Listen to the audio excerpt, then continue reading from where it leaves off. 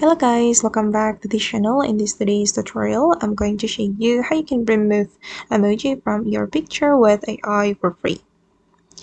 Okay, let's get into it guys. First thing first, you need to search for this website, Clean Up Pictures. And after you have found this website, you can open it and you will be able to use this website to remove emoji from your picture. You can click here or drag an image file, and I'm just going to click here and then I'm going to select picture from my device. For example, I'm going to remove emoji from this picture, so I'm going to select it and then we can click on continue with SD. Then you can customize the brush size. Just going to make it bigger, and then we can draw on the emoji we want to remove from our picture and click on this eraser icon.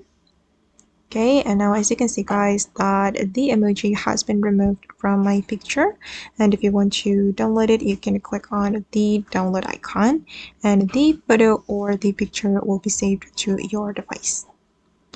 Okay guys, and that's all the way to remove emoji from our pictures for free with AI. I hope this video will be useful for you. Thank you so much for watching and see you in the next video.